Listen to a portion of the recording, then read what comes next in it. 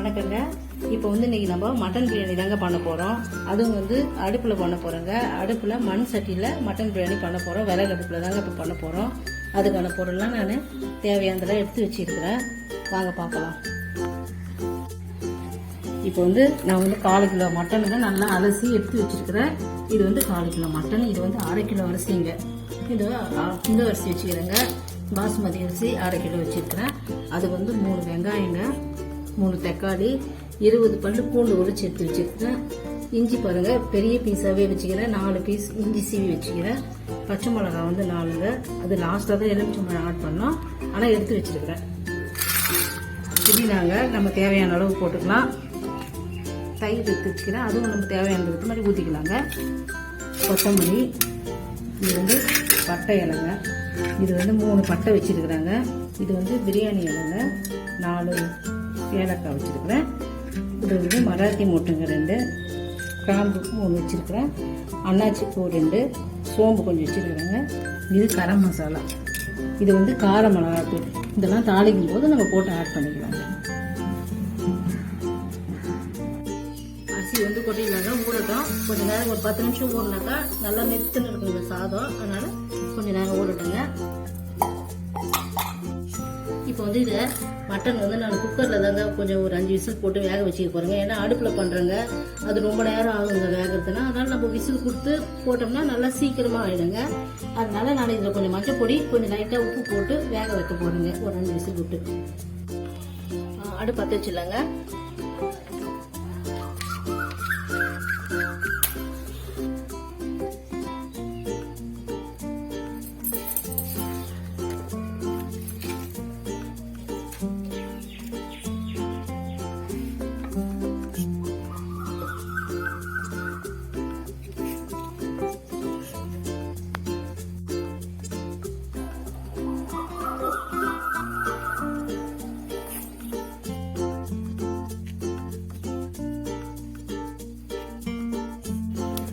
நல்லா எரியுதுங்க. நம்ம சட்டி வச்சுக்கலாம்.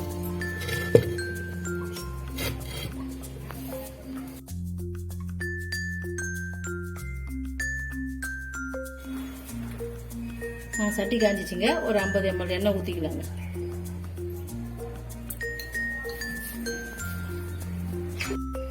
கூட ஒரு ஸ்பூன் நெய் போட்டுங்க. நல்லா வாசனையா இருக்கும்.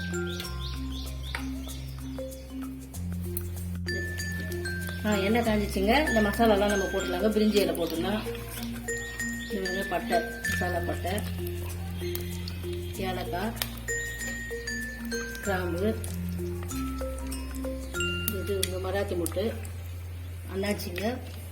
இது சோம்பு போட்டாச்சுங்க. இது கொஞ்சம் செவக்கட்டுங்க. இப்படி கொஞ்சம் கலந்து விட்டுக்கோங்க. கொஞ்சம் செவந்து வரும். அப்போ நம்ம வெங்காயமும் பச்சை மிளகாயும் போடலாங்க. கொஞ்சம் செவக்கட்டும்.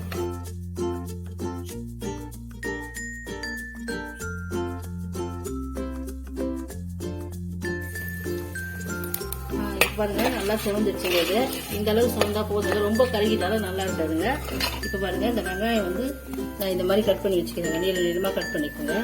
இந்த 3 வெங்காயத்தை இந்த மாதிரி கட் பண்ணி வச்சுக்கிறேன். இப்போ அந்த வெங்காயத்தை அதில் போட்டுடலாம்.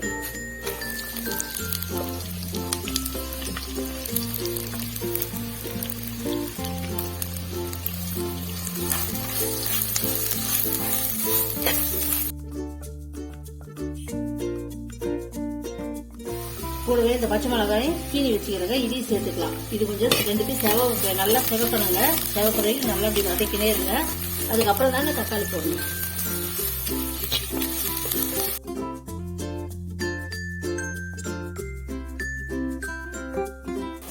வெங்காயம் நல்லா சிவந்துச்சுங்க. இப்போ கட் பண்ணி வச்சுக்கிற தக்காளியை இதில் போட்டுடலாங்க. தக்காளி கொஞ்சம் நல்லா செவருட்டாங்க.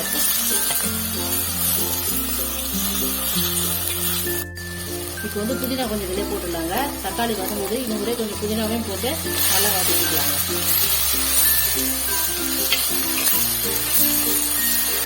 நல்லா வெங்காயம் தக்காளி வதங்கிடுச்சுங்க. இப்போ நான் உங்ககிட்ட காமிச்சு பாருங்க. அந்த இஞ்சி பூண்டு மிக்சியில் போட்டு 2 ஒன்னாவே போட்டு அரைச்சிக்கிறேங்க.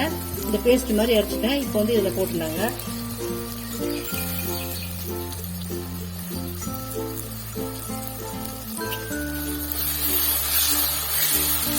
இஞ்சி பூண்டு போட்டு நல்லா கலக்கிக்கோங்க. இதுக்கப்புறமா வந்து அடி பிடிக்குங்க. அதனால நம்ம டக்குன்னு தயிர் போட்டுக்கோங்க. அதில் அடி பிடிக்காமல் இருக்கும்.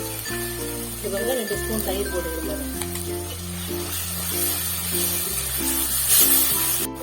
இது கூட வந்து 1 ஸ்பூன் கரம் மசாலாங்க இது போட்டுக்கோங்க நல்லா வாசனைக்கு. இப்போ வந்து இது வந்து கார மிளகாத்தூளுங்க, வெறும் கார மிளகாத்தூள். இது வந்து ஒரு 1/2 ஸ்பூன் தாங்க போடுறேன். நான் பச்சை மிளகா போட்டுக்கிட்டால காரம் இருக்குங்க, அதனால ஒரு 1/2 ஸ்பூன் தான் போட்டுக்கிறேன். நல்லா இதை கலந்துடுங்க. தேவையான அளவு உப்பு சேர்த்துக்கலாங்க. இது தேவையான அளவு உப்புங்க.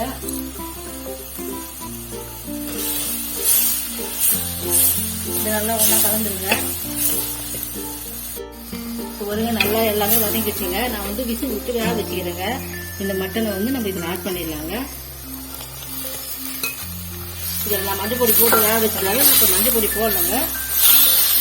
இது கொஞ்சம் அப்படி வதக்கி விடுங்க. நல்லா காரம்லாம் நல்லா ஊறி கரெக்டாக வரும். இப்போ நம்ம இதுக்கப்புறம் தண்ணி ஊற்றிடணுங்க. அதில் இப்போ வந்து தண்ணி ஊற்ற போகிறேங்க. இது வந்து மட்டன் வேக வச்சு தண்ணிங்க. இது எதுக்கு நம்ம வேஸ்ட் பண்ண வேணாம். இதான் டேஸ்ட்டாக இருக்கும். தண்ணி 1 கப் ஊற்றிட்டேன்.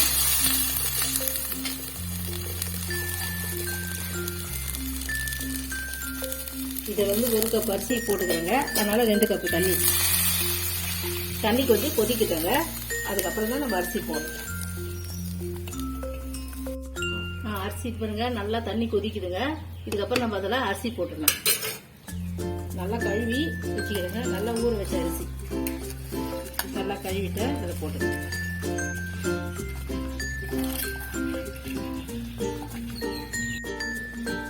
இப்போ வந்து இதே வந்து எலுமிச்சை பழத்தை புழிஞ்சிடலாங்க.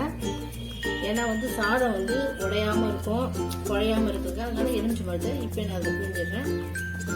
கொத்தமல்லி கொஞ்சம் தூவிடுறேங்க. இது வந்து கொஞ்ச நேரம் கொதிச்சுதுன்னா போதுங்க. நம்ம அதுக்கப்புறமா வந்து அடுப்பேறியணும்னு அவசியம் இல்லைங்க.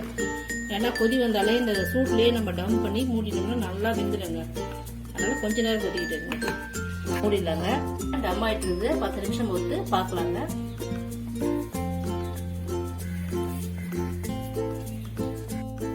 நம்ம வந்து இப்போ டம் போட்டு 10 நிமிஷம் ஆயிடுச்சுங்க.